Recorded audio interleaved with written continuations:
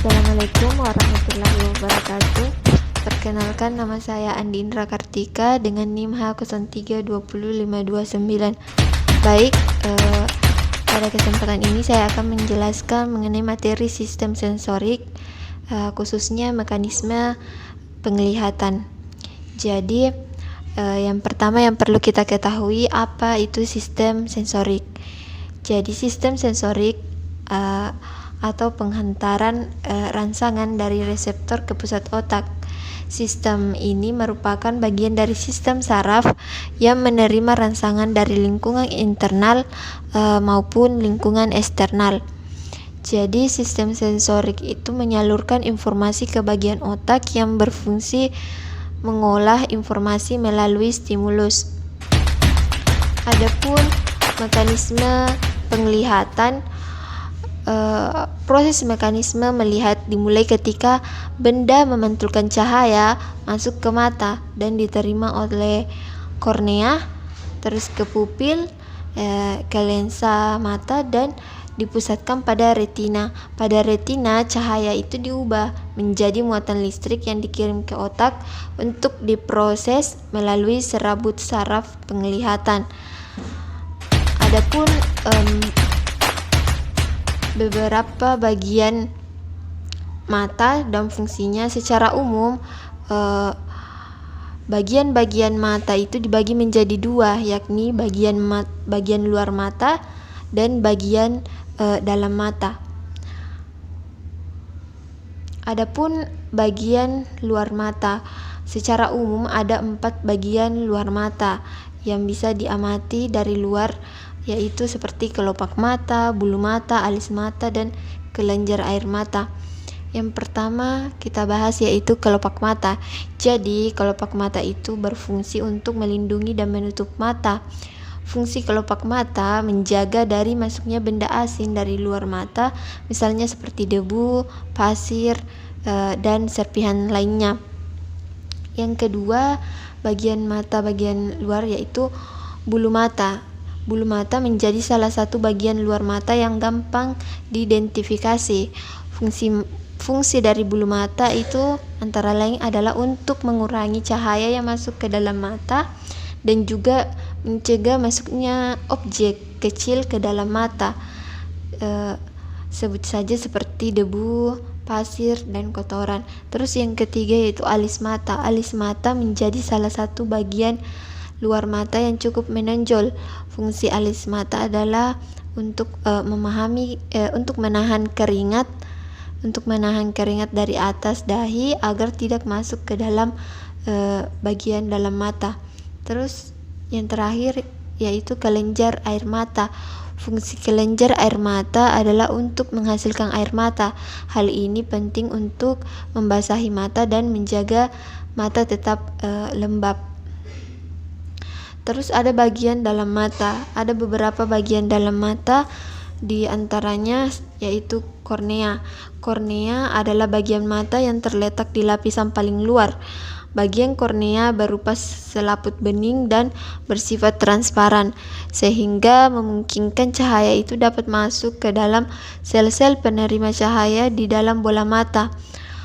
Fungsi dari kornea adalah untuk melindungi mata dari benda-benda asing yang melakukan refraksi di lensa mata. Bagian yang kedua yaitu iris. Iris ini adalah mengatur besar kecilnya pupil. Iris juga berfungsi memberi warna pada mata. Ada banyak ras dengan warna berbeda seperti mata yang berwarna biru, hijau, dan coklat. Semuanya bisa terjadi karena fungsi iris. Terus bagian ketiga yaitu pupil. Pupil merupakan bagian mata berupa lubang kecil. Fungsi pupil itu adalah untuk mengatur jumlah cahaya yang masuk ke bola mata. Besar kecilnya pupil diatur oleh iris. Jadi, pupil akan mengecil jika cahaya masuk terlalu terang, sementara pupil akan membesar jika cahaya yang datang terlalu redup.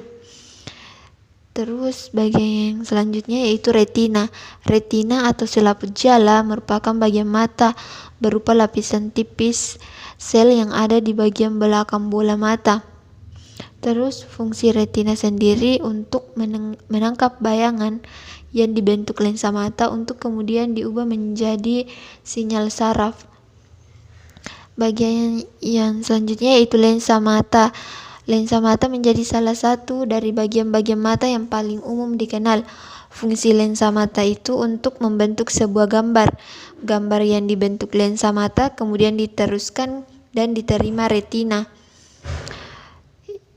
Selanjutnya koroid. Koroid adalah bagian mata berupa dinding mata. Fungsi koroid adalah untuk menyuplai oksigen dan nutrisi untuk bagian-bagian mata yang lain, khususnya retina. Biasanya juga koroid memiliki warna coklat, kehitaman, atau hitam. Tujuannya agar cahaya tidak dipantulkan kembali. Bagian selanjutnya yaitu aqueous humor. Bagian mata ini berupa cairan yang menyerupai plasma, berlendir transparan, yang memiliki konsentrasi protein yang rendah. Fungsi dari aqueous humor adalah sebagai struktur pendukung lensa. Terus bagian selanjutnya yaitu vitreous humor. Pada bagian mata, vitreous humor ini juga dikenal sebagai badan vitreous. Bentuk vitreous humor adalah berupa semacam gel.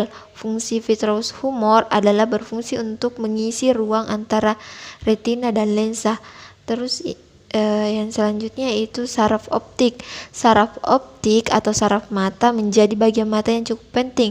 Fungsi saraf optik adalah untuk meneruskan informasi bayangan benda yang diterima retina menuju ke otak. Saraf ini penting agar kita dapat menentukan bagaimana bentuk suatu benda yang kita lihat.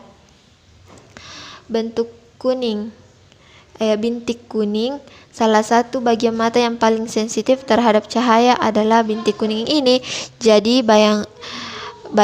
jika bayangan benda jatuh pada bintik kuning, maka benda akan terlihat jelas.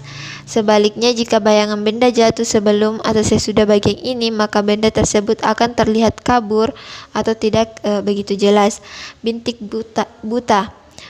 Bagian bintik buta atau juga disebut sebagai blind spot adalah bagian mata yang tidak sensitif terhadap cahaya. Hal ini berbanding terbalik dengan bagian bintik kuning. Jika bayangan benda jatuh pada bintik buta, maka benda tidak dapat terlihat jelas oleh mata. Yang selanjutnya yaitu otot mata. Salah satu bagian mata juga yang penting yaitu otot mata. Jadi fungsi otot mata adalah membantu cara kerjanya lensa mata dalam membuat lensa mencembung atau memipih atau yang dikenal sebagai daya akomodasi mata. Bagian yang terakhir yaitu sklera. Sklera merupakan bagian mata yang berupa dinding putih mata dan disebut sebagai selaput putih. Bagian mata sklera ini memiliki ketebalan rata-rata sekitar 1 mm dan bisa juga menebal sampai 3 mm. Fungsi sklera pada mata adalah untuk melindungi struktur mata dan membantu mempertahankan bentuk mata. Sekian dan terima kasih.